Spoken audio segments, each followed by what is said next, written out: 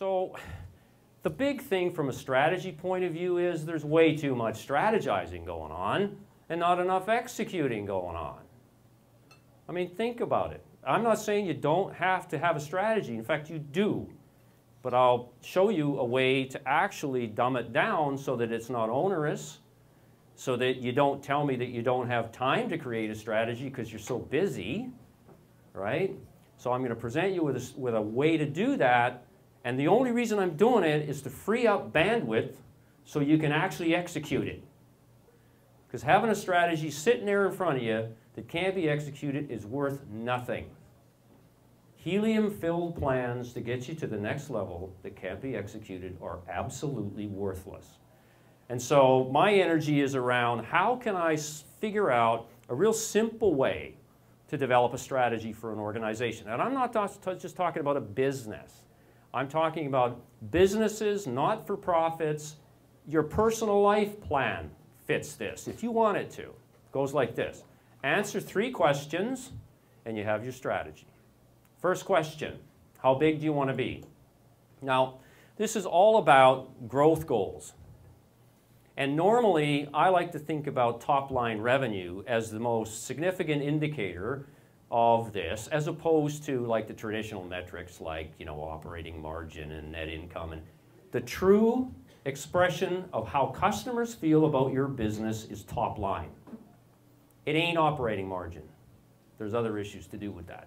But if you're customer focused, you look at top line.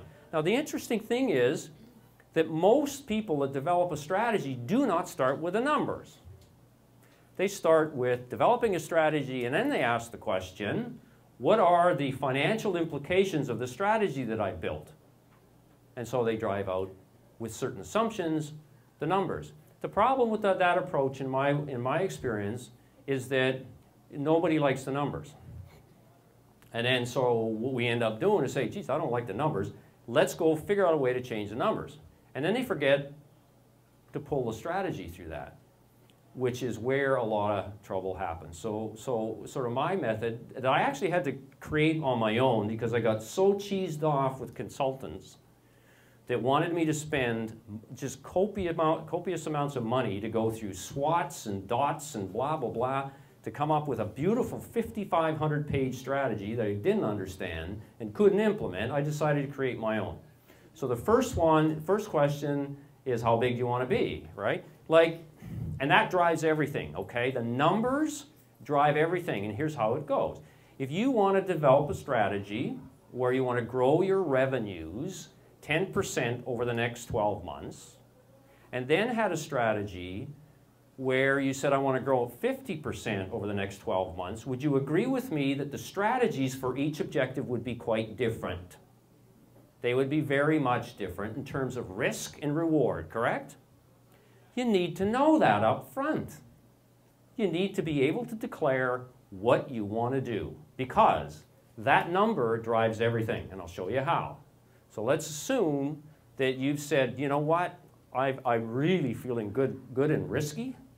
So what I'm going to do is I'm going to set my how big at, I'm going to grow my top line revenues at by 50% over the next 24 months. Now you notice I didn't say 2 years. Is there a difference between 2 years and 24 months? Absolutely. You know what the difference is? Execution. If you start thinking in months, then I'm going to get you close to worrying about execution.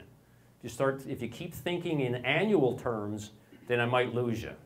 Right? So we're going to grow 50% over the next 24 months. Actually, I should drive that down into hours. Seriously, my strategy's flawed. We should get it to hours if I really want you to pay attention to execution. So, okay, the next question is, who do we want to serve? You know, we have a choice as to who we serve, correct? We get to pick. How do we pick? Well, we pick the ones who will help us satisfy our how big goals. I mean, there's no use choosing a customer group that doesn't have the latent potential to deliver 50% increase in annual revenues, does it? And some of those guys just may be the customers you now serve. And do you have the jam to walk from them? I'm not saying just literally, but make the transition. So the point is, who you want to serve has got to match the financial targets you set.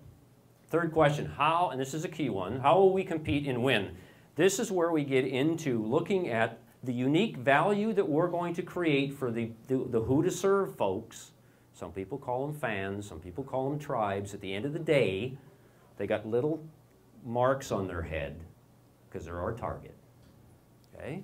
So what we're going to do is we're going to go after them and we're going to provide them with the best unique value that they've ever seen. And that's the final part in the strategy. So it's simple. I'm going to grow my revenues 50% over the next 12 months by serving the blah, blah, blah market with blah, blah, blah. I'm going to compete and win by boom. If you can put something like that together, which I call a strategic game plan statement, you've nailed it. Somebody says, gee, what's your strategy? I mean, there's no lack of clarity here. Out comes the strategic game plan statement, and you blow them away. They go, wow, this person really knows what they're doing. So the big key on uniqueness, okay, and this is the last thing, is creating uniqueness in value. Again, which is the key point here. You have to be different on value. Remarkability has got nothing to do with price. Gasp-worthiness has got nothing to do with price. So it's all about value. So I think this guy, who you probably know a little bit from the Grateful Dead, Mr. Garcia, who is no longer, of course, with us, but he said something rather remarkable. He says, you don't want to merely be the best of the best, you want to be the only ones who do what you do. And so it leads me to what I've developed and I talk about in my book, and this is a really important takeaway, okay?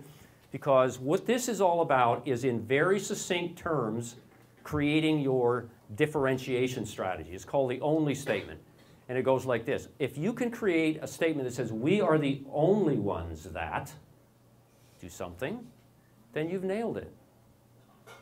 Now, it's easy to say, but it's difficult to do, because it really requires an understanding as to what your fans want, i.e. the who to serve, what the competitors are doing, and how you intend to be different. A couple of examples. We provide the only solution that permanently stops people from depositing biohazard contaminants through manhole covers. Now, is that clear or is that clear? That's pretty clear, right? She's not saying, well, you know what? We're going to provide the best service. Or, you know, we're going to provide trusted, guaranteed products. This is pretty specific, and that's the whole point. The only statement drives you to provide something, a statement that is really specific. Second point is this whole notion about being anal. If you're going to be anal about anything in your organization, you've got to be anal about execution. And you've got to start shifting the emphasis. Yes, you have to plan, but the energies have to take place around what goes on in the trenches. Otherwise, the brave idea will never be a crude deed. And that's where results happen. Okay? So I'm going to suggest to you that we need to get comfortable getting our plan just about right and executing it pristinely. If we can do that, we will be different. Why? Because nobody else is doing it. Execution is abysmal in business generally. I don't know if you ever heard of Brie Pettis and the Cult of Done manifesto. Check it out online. This is great. I mean, this nails the importance of execution. I love this one. Done is the engine of more. Done is the engine of more. There is no editing state. Banish procrastination. Take a look at it. It's pretty cool. It's got some very, very interesting statements, you know, that you can actually relate to, because so much of what he wants us to do, we don't do for a whole bunch of reasons.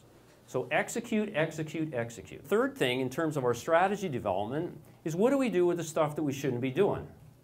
Like, strategy is more than just figuring out the new stuff to do, right? It's also about getting rid of the old stuff that's no longer relevant. You buy that? If that's the case, why do we keep doing the old stuff and struggle with the new stuff? I could never figure that out. I call it crap. Cut the crap. Cut the stuff that's no longer relevant to your strategy. And it's not an easy thing to do, okay? And there's a lot of people that hate doing it because they're comfortable with the crap. They don't want to get rid of the crap. They like the crap. They live for the crap.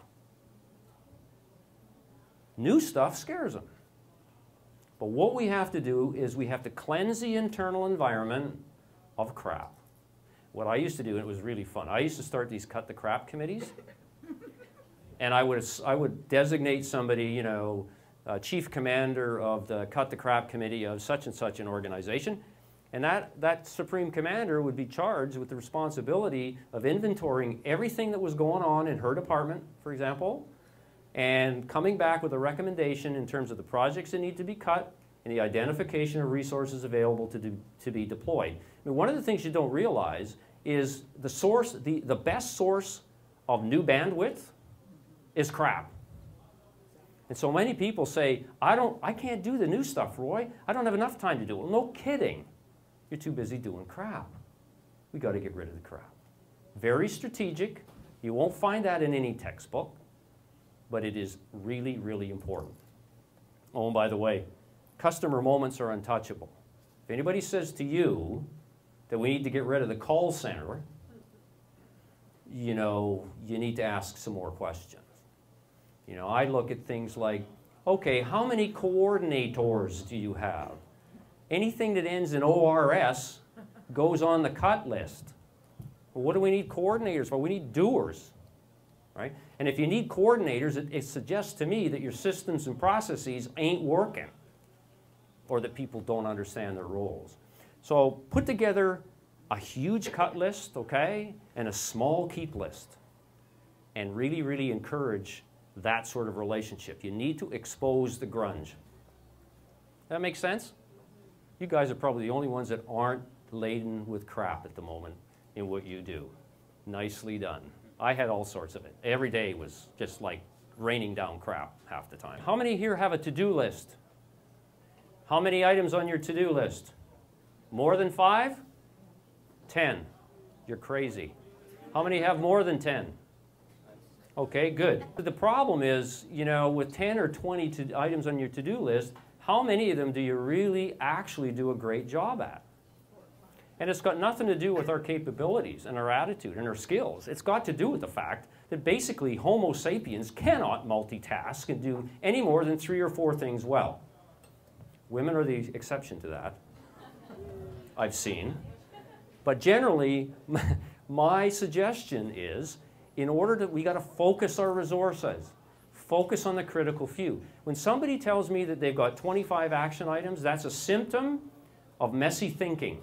It's a symptom that they don't get the strategy. It's a symptom that they're trying to do a whole bunch of stuff and they hope that some of it will stick and actually work. It's messy thinking. So what I used to do is say, look, I want 3 items. Give me 3 items that will allow me to achieve 80% of my strategy, and we've won. And anybody that used to talk to me and be really excited and happy about a to-do list or an action item list of 10 or 20 things, I would simply not talk to them. I'd kick them out of my office and say, come back to me with Roy's rule of 3. Now, to be honest, if they'd come back with 4 or 5, and that was okay. But the point is, it wasn't 20. Understand the strategy, boil it down to 3 things, oh, okay, 4, that will get me 80% of my progress. That's what we have to do. Why is that? It's because we don't have infinite resources, and we don't have infinite time to do a whole bunch of stuff. Planning on the run. My new definition of planning is you set the plan, get it almost right, execute, learn, adjust, execute, learn, adjust. It's like, so you got this great big funnel, and through execution, you learn to achieve the strategy. You don't know that up front, right? I mean, how many plans do you ever implement that turn out exactly the way you thought they would? Not very many, and it's not because we're dumb. It's because we don't have this unbelievable capability to predict what's going to happen in the marketplace. So planning on the run is all about get it right, get executing. The cult of done. Do it, learn from it, adjust your strategy. I'm not saying throw it out, I'm saying tinker it with it, right? Based on your learnings, and execute again. Learn from it, adjust, execute again.